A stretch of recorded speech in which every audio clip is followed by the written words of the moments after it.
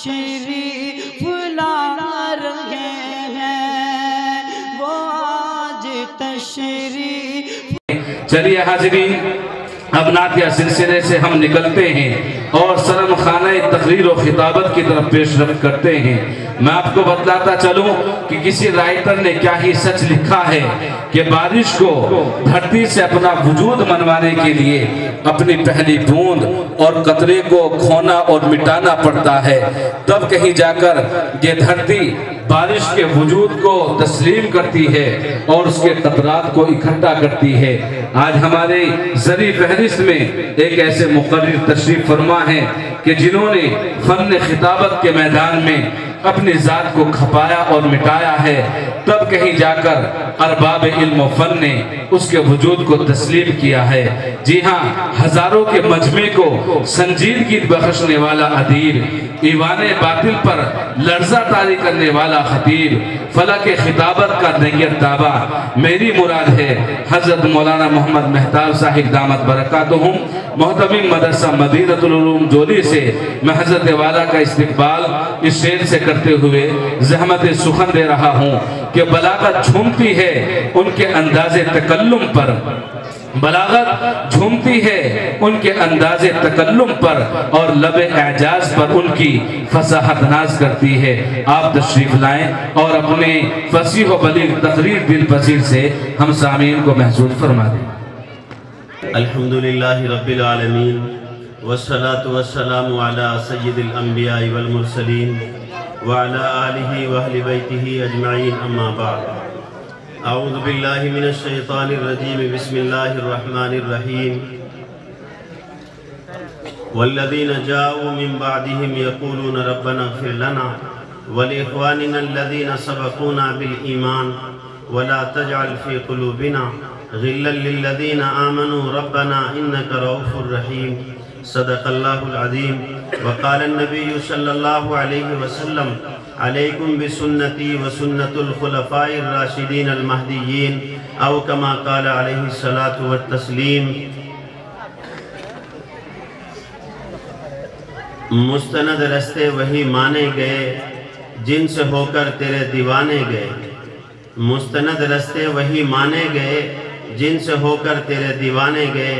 حضرات علماء اکرام، معزز مہمانان اعظام، بزرگوں اور بھائیوں، عزیز بچوں، پس پردہ، ہمارے ان جلوس کا مقصد معروفات کا حکم دینا اور منکرات سے روکنا ہے۔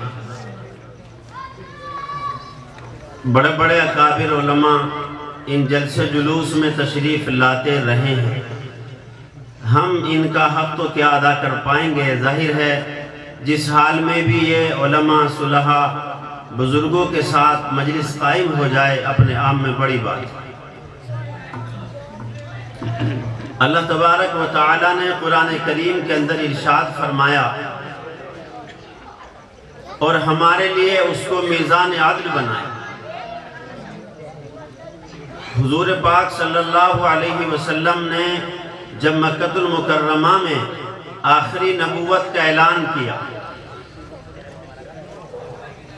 تو ایک دم ایسی بجلی گری، جو لوگ برسہا برس سے آپ کو امین کہتے تھے، آپ سے بڑی محبت کرتے تھے، وہ سارے یکلخت ناراض ہو گئے اور آپ کی بات کو مانتے تو کیا ظلم و ستم پر آ گئے۔ ایسا ظلم و ستم کیا، ایسا ظلم و ستم کیا کہ تاریخ کے اوراقوں میں وہ ظلم و ستم بھی لکھا ہے، ان پتھروں کی برسات کا عالم اور منظر بھی لکھا ہے۔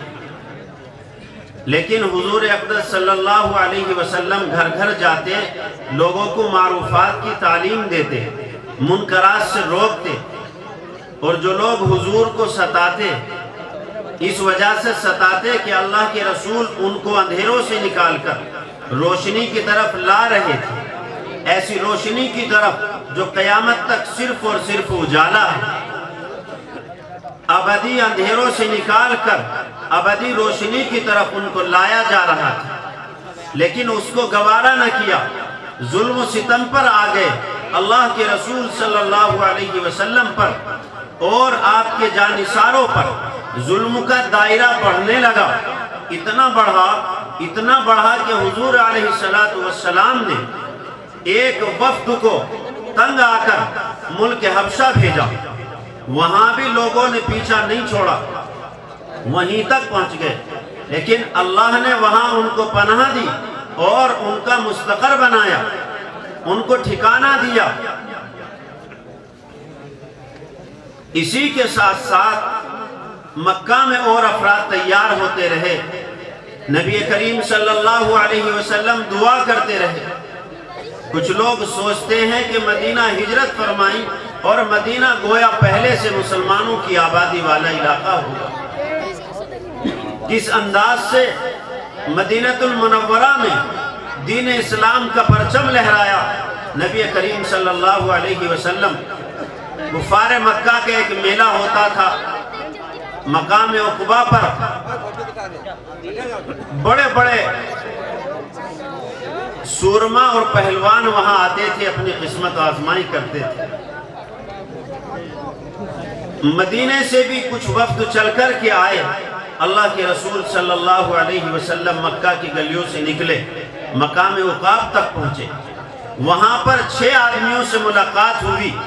جب ان 6 آدمیوں نے حضور علیہ السلام کو اپنی جانب آتے ہوئے دیکھا تو وہ سوچنے لگے کہ ہو سکتا ہے مکے کا کوئی سردار آ رہا ہے یا کوئی بڑا آدمی ہے، ہو سکتا ہے ہم سے کوئی بات کہنے کے لیے آیا ہو، لیکن ان کا دل اندر سے جواب دے رہا ہے کہ نہیں، یہ تو کوئی اور ہے، یہ تو کوئی عجیب شخصیت ہے، ایسا نورانی چہرہ اللہ اکبر کبھی کسی آنکھوں نے نہ دیکھا تھا نہ سنا تھا۔ آج ان 6 آدمیوں کا مقابلہ اور مناظرہ حضور سرکار دو عالم صلی اللہ علیہ وسلم سے ہو رہا۔ اللہ کے رسول کو جب انہوں نے دیکھا، ان کے دلوں پر گویا ایمان کی بجلیاں گری اور مذہب اسلام کی روشنی نے ان کے دل کو منور کر دیا۔ ان 6 آدمیوں کو حضور نے وحدانیت کی طرف بلایا۔ مدینے کی سرزمین بڑی نرم ہے، وہ مان گئے اور انہوں نے اسی وقت کلمہ طیبہ پڑھا۔ وہ مدینے گئے، جا کر انہوں نے حضور علیہ السلام کی خبر دی کہ آسمانی کتابوں میں جو اب سے پہلے جن کی خبر دی جاتی رہی ہے، وہ پیغمبر مکہ المکرمہ میں پیدا ہو چکا ہے اور ان کی نبوت کا اعلان ہو چلا ہے، اور ہم نے ان کے اوپر ایمان بھی قبول کر لیا۔ ان کی باتوں کو سنا تو 12 آدمیوں کا ایک قافلہ حضور علیہ السلام سے ملاقات کے لیے مکہ المکرمہ تشریف لے گیا۔ ان 12 آدمیوں نے حضور سے ملاقات کی، دیکھتے ہی پہچان گئے یہ وہی چہرہ ہے جس کا ذکر توریت میں ہے، انجیل میں ہے اور ساری آسمانی کتابوں میں ہے۔ فوراً پہچان گئے، ایمان قبول کیا۔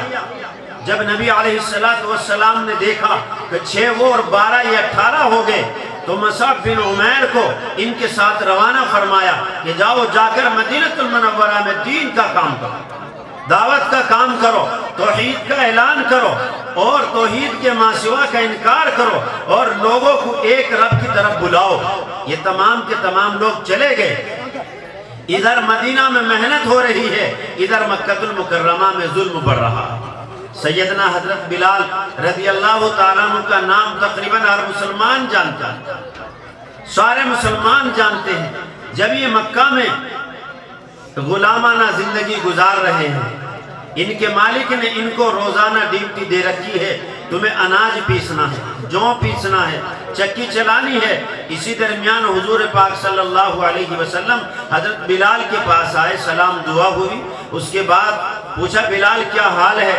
تو بلال کا جواب تھا تمہیں کیا مطلب، میرے پاس تو دنیا آتی ہے حوال اور حالات جاننے کے لیے، لیکن دوا کوئی نہیں کرتا، سب آتے ہیں پوچھتے ہیں چلے جاتے ہیں، لیکن بلال کو خبر نہیں تھی کہ آج جس ذات سے پالا پڑا ہے وہ کوئی اور ہے۔ اللہ کے رسول نے پوچھا تمہیں کیا ہوا؟ کہا مجھے بخار چڑھ رہا۔ اللہ کے رسول صلی اللہ علیہ وسلم نے سنا اور سن کر گھر تشریف لائے، کچھ دوائی اٹھائی، کچھ دودھ اٹھایا، کھجور لیا اور جا کر بلال سے کہا تم یہ کھاؤ اور پڑھ کے سو جاؤ۔ بلال حبشی رضی اللہ عنہ بولے اے محمد میں تو پڑھ کے سو جاؤں گا، لیکن میرے مالک نے میرا ذمہ لگایا ہے اور میری ڈیوٹی لگائی ہے کہ مجھے یہ جو پیسنے ہیں، اور صبح جب وہ آئے گا اور وہ دیکھے گا جو نہیں پیسے ہیں تو بہت کوڑے مارے گا۔ اسے نہیں پتا ہے مجھے بخار چڑھا ہے، سردی لگ رہی ہے۔ نبی علیہ السلام نے کہا بلال تو لحاف اوڑھ کے سو جا، تیرا یہ کام محمد کرے گا۔ قربان جائیے آمنہ کے لال پر، نبی علیہ السلام پر ابھی ایک دوسرے سے معرفت حاصل نہیں، ابھی بلال نے ایمان بھی قبول نہیں کیا۔ بلال کے بدلے میں 4 روز تک آپ چکی پیستے رہے، 4 روز تک چکی پیستے رہے۔ جب بلال حبشی رضی اللہ عنہ کو پتا چلا کہ یہ تو آخری پیغمبر ہے، یہ وہ عظیم شخصیت ہے جس کے صدقے میں یہ آسمان بنا، یہ زمین بنی، جس کے صدقے میں یہ ارض و سما بنا، یہ ساری چیزیں بنی، کل کائنات بنی، یہ تو وہ ہے، فوراً ایمان قبول کیا۔ اشہد ان لا الہ الا اللہ واشہد ان محمد رسول اللہ، ایمان لے آئے۔ ان کا مالک کو جب پتا چلا تو ظلم اور بڑھ گیا، کبھی ان پر کوڑے مارے جاتے، تپتے ہوئے صحرا میں ستایا جاتا۔ ایک روز بلال حبشی رضی اللہ عنہ کی کمر پر کوڑے پڑ رہے ہیں اور سینے پر گرم پتھر رکھا ہوا ہے، حضور سرکار مدینہ سرور عالم رحمت للعالمین کا گزر ہوتا ہے اور آپ محبت بھری نظروں سے بلال کو دیکھتے ہیں۔ بلال بھی محبت اور للچائی کی نظروں سے میرے آقا کی جانب دیکھتے ہیں، لیکن حضور نے کچھ جواب نہیں دیا۔ شاعر میں کہتا ہے، شاعر اپنے انداز میں کہتا ہے، اے بلال زخم پر زخم کھا کے جی، زخم پر زخم کھا کے جی، آہنا کر لبوں کو سی، آہنا کر لبوں کو سی، یہ عشق محمدی ہے، کوئی دل لگی نہیں۔ بلال حبشی رضی اللہ عنہ کو کچھ نہیں کہا، جا کے صدیق اکبر کو گلے لگایا اور حضور بہت روئے، دل بھر کے روئے۔ صدیق اکبر نے پوچھا یا رسول اللہ آپ کی آنکھوں میں آنسو، اللہ کے رسول اگر آپ روئیں گے یہ آسمان رو پڑے گا، اے اللہ کے پیغمبر اگر آپ روئیں گے اے اللہ کے رسول یہ سورج اپنی روشنی کھو دے گا۔ اللہ کے پیغمبر بتاؤ کیا ہوا ہے؟ کہا صدیق میرا ایک یار ہے، میرا ایک دوست ہے، دشمنان اسلام اس کو بہت مار رہے ہیں اور وہ مار کھاتے کھاتے بھی اللہ اکبر کا نعرہ لگا رہا۔ حضرت صدیق اکبر گئے اور جا کر فوراً اس کے مالک سے سودا کیا کہ تم اس کو مجھے دے دو۔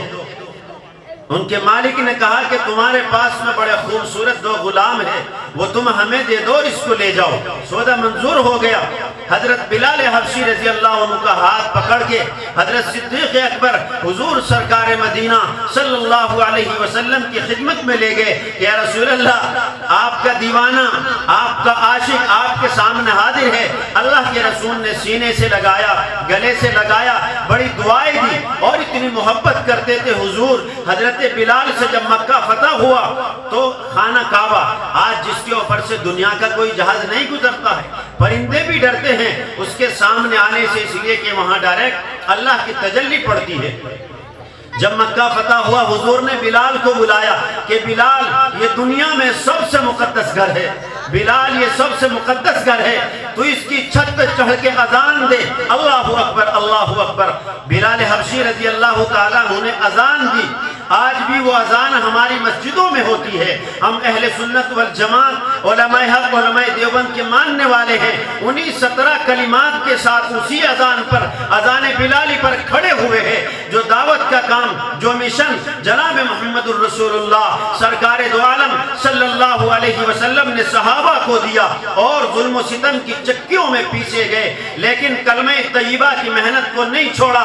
اسی طریقے پر علماء حق علماء دیوبند کھڑے ہوئے ہیں۔ لاکھ قربانیاں دینی پڑے، لاکھ طوفان آئے، لاکھ زلزلے آئے، لیکن دعوت و توحید کی للکار سے کبھی اپنے آپ کو نہیں روکا ہے۔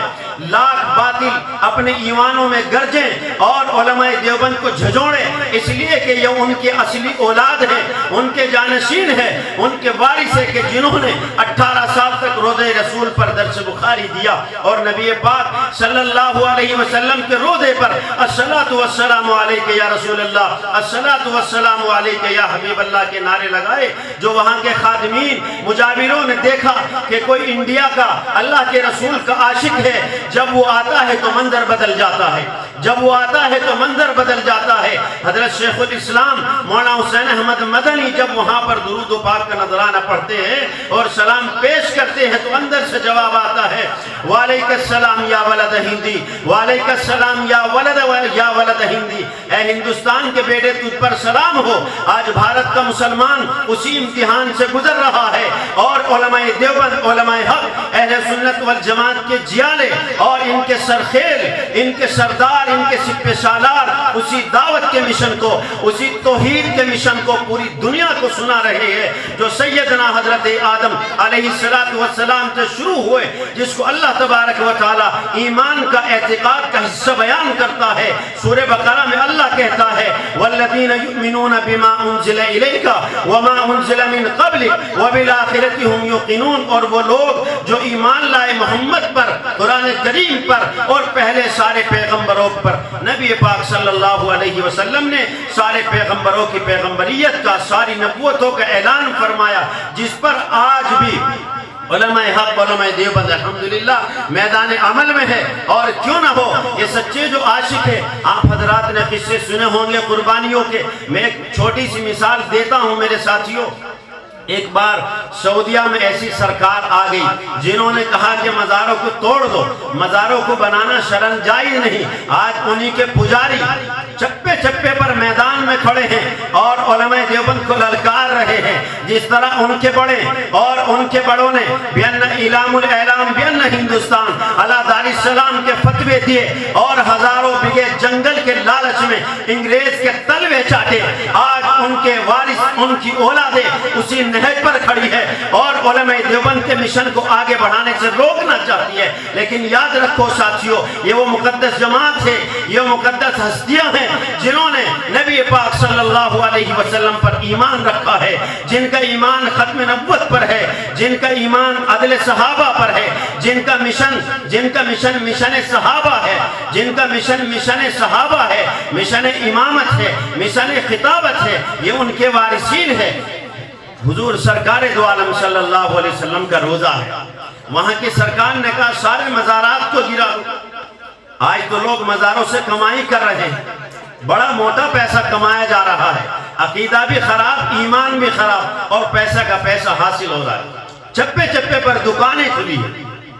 تو نبی پاک صلی اللہ علیہ وسلم کے روزے کا جب نمبر آیا، وہاں کی سرکار نے پوچھا روزے رسول کے بارے میں کیا رائے ہے، کیا اس کو بھی گرا دیا جائے؟ تو علماء حرمین شریفین جمع ہوئے اور انہوں نے کہا کہ نہیں، دارالعلوم دیوبند خبر بھیجی جائے اور ان سے فتویٰ لیا جائے کہ وہ روزے اقدس کے بارے میں، روزے رسول کے بارے میں کیا کہتے ہیں۔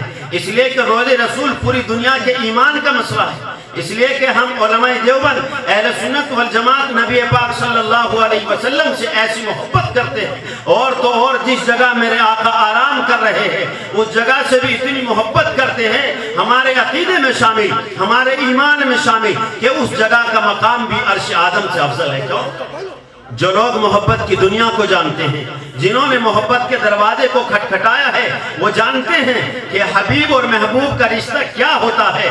اللہ عرش پر اکیلے ہیں، اللہ عرش پر اکیلے ہیں، اور ہر جگہ حاضر و ناظر، ہر جگہ موجود ہے۔ یہ میرے ایمان کا حصہ ہے، اللہ ہر جگہ حاضر و ناظر۔ ایک صاحب سے پوچھا، آج کل بہت بیانات آ رہے اور مولانا ارشد مدنی صاحب پر کافی ٹپنیاں آ رہی، جب ان سے پوچھا اچھا یہ بتاؤ صلح حدیبیہ کا واقعہ کیا ہوا، تو گول ہو گئے۔ وہاں سے وہ رائے فرار اختیار کر لی، اور جہاں بھی جاتے ہیں رائے فرار تو ان کا مشن ہے، اور اپنے مشن میں شامل رکھتے ہیں، کیوں نہ ہو انگریز کے ایجنٹ جو ٹھہرے۔ تو سرکار مدینہ، سرکار دو عالم صلی اللہ علیہ وسلم جہاں آرام کر رہے ہیں، اس جگہ کا مقام بھی عرش اعظم سے افضل ہے۔ کیوں؟ اس لیے کہ روضے رسول میں حبیب بھی موجود ہے، محبوب بھی موجود ہے، دونوں ایک جگہ ہے، اور جہاں حبیب اور محبوب ہو جائے اس جگہ کا مقام ظاہر ہے، ساری دنیا سے افضل ہے۔ تو دارالعلوم دیوبند عرب کا ایک وفد آیا، حضرت تھانوی جیسے جلیل القدر عالم، آپ نے حضرت تھانوی کا نام بہت سنا ہے، 2800 کتابوں کا مصنف، کسی ماں کی کوکھ سے ایسے ہی جنم نہیں لے لیا ہے، پورا قصہ اللہ نے آپ کو کس لیے پیدا کیا، کتنا کام آپ سے لینا تھا۔ آپ ان کی پیدائش اور اس کے پس منظر میں جاؤ گے تو حیران رہ جاؤ گے۔ آپ کے والد محترم حضرت تھانوی رحمت اللہ علیہ اور ان کے بھائی اختر صاحب دو بھائی ہیں، ان کے جو والد تھے بڑے نواب تھے اپنے زمانے کے، ہزاروں بیگھے کے مالک۔ ایک بار ان کو خارش ہو گئی، اور خارش اتنی زیادہ ہوئی کہ پریشان ہو گئے، ڈاکٹروں سے ملے، حکیموں سے ملے، سب نے ہاتھ کھڑے کر دیے کہ آپ لا علاج مریض ہیں۔ ایک حکیم کے پاس گئے کہ تمہاری حکمت میں دم نہیں۔ حکیم نے غصے میں آ کر کے کہا کہ نواب صاحب خارش تو چلی جائے گی لیکن زندگی بھر اولاد نہیں ہوگی۔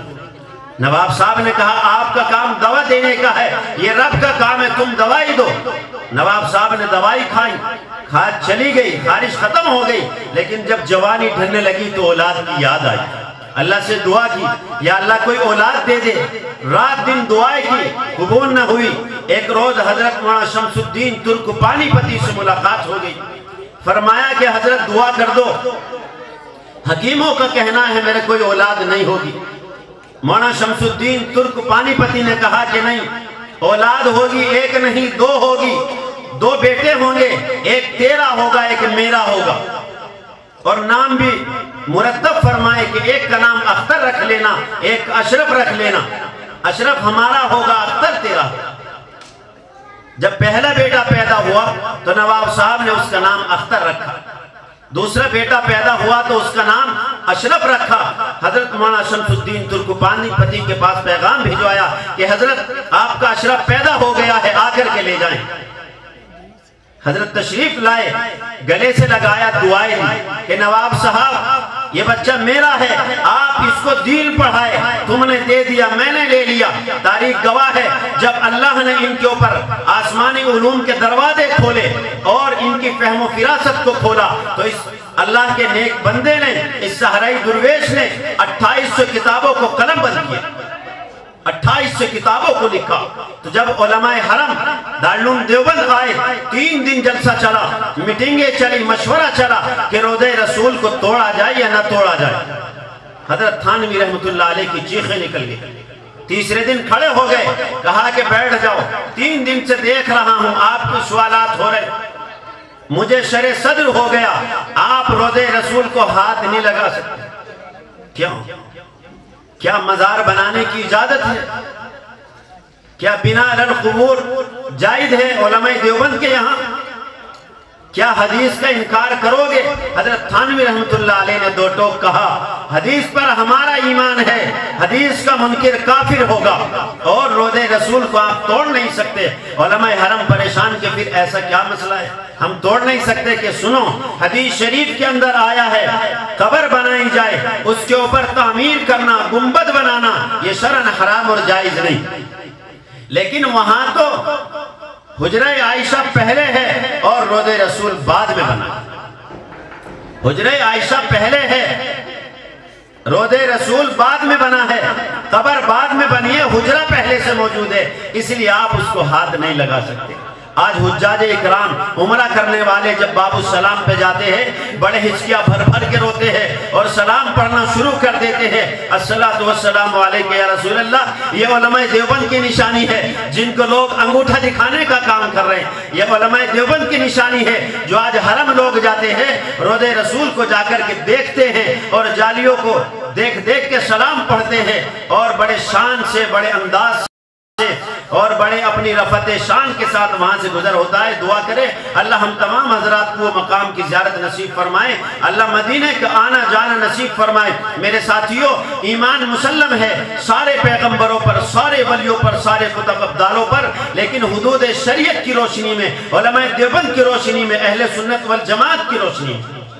کیوں کہی میں نے یہ بات؟ اس لیے کہیں ان کے پاس میں ایسی ترازو ہے جس کو یہ پورا تولتے ہیں، نہ کم نہ زیادہ۔ اللہ کہتا ہے والذین جاؤوا من بعدہم یقولون ربنا اغفر لنا۔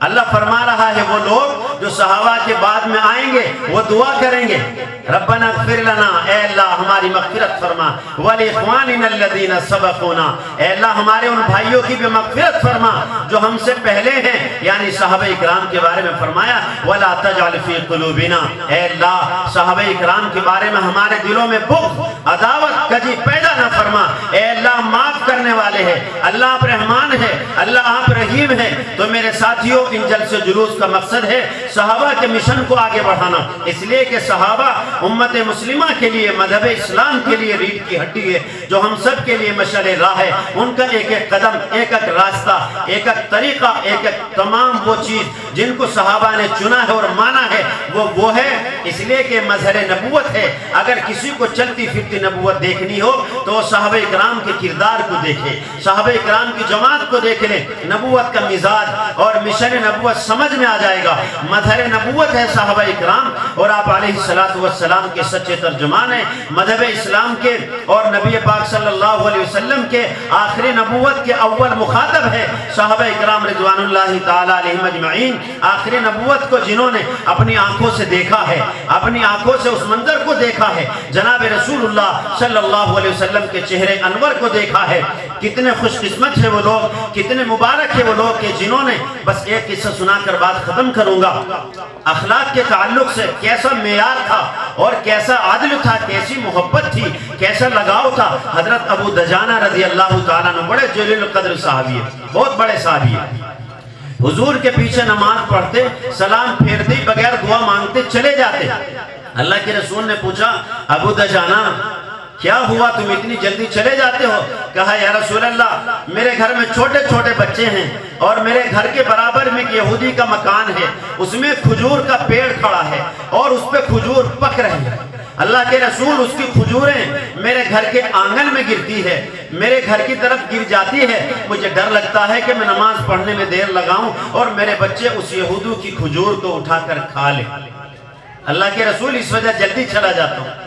حضرت صدیق اکبر رضی اللہ عنہ تعالی بیٹھے ہوئے سن رہے، فوراً سیدھے اس یہودی کے پاس گئے، جا کر اس سے اس درخت کی قیمت پوچھی، اور قیمت پوچھنے کے بعد اس کو خرید لیا اور کہا کہ آج سے یہ ابو دجانہ اور اس کی اولاد کے لیے وقف ہے۔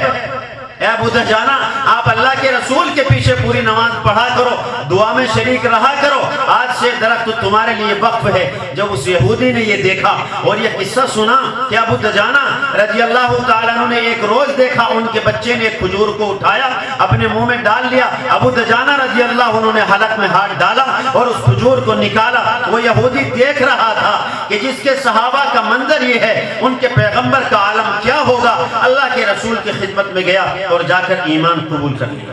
اشہدو ان لا الہ الا اللہ و اشہدو ان محمد رسول اللہ۔ میرے ساتھیوں، ان 6 صحابہ نے جو مدینے کی فضا بدلی ہے، ان 12 صحابہ نے جو مدینے کی فضا بدلی ہے، میری اور آپ کی ذمہ داری ہے کہ اللہ کے رسول کا لایا ہوا دین، بتایا ہوا طریقہ ہم اپنے کاروبار میں جہاں بہت سارا وقت صرف کر رہے ہیں، تھوڑا سا وقت اللہ کے رسول کے لائے ہوئے طریقے کے لیے اور آپ علیہ السلام کے مشن کے لیے روزانہ تھوڑا سا وقت نکال کر ہم کام کریں، دین اسلام کے لیے، مذہب اسلام کے لیے دعوت کا کام کریں، اور مستقل جو پیغامات چل رہے ہیں ان کا حصہ بنے، اور کسی نہ کسی درجے میں اپنے آپ کو شریک رکھے۔ ایسا نہیں کہ ہم مسلمان ہو گئے اور ہماری ذمہ داریاں ختم ہو گئی، نہیں، بلکہ ایمان بڑھا ہے، آپ کا درجہ بڑھا ہے، جتنا کام کرو گے اللہ اور بڑھاتا جائے گا۔ تو میرے ساتھیوں، اس وقت اسٹیج پر بہت سارے اجلہ، بڑے علماء تشریف فرما ہے، ان حضرات کے قیمتی بیانات ہونے ہیں اور بہت ساری مفید باتیں سامنے آئیں گی، ان سے استفادہ کریں، ان کی باتوں کو سنیں۔ میں تو آپ کے بیچ کا اور علاقے کا آدمی ہوں، اللہ سے دعا ہے اللہ مجھے سمجھ عطا فرمائے، آپ تمام حضرات کو بھی سمجھ عطا فرمائے۔ باقی دعوانا الحمدللہ رب العالمین۔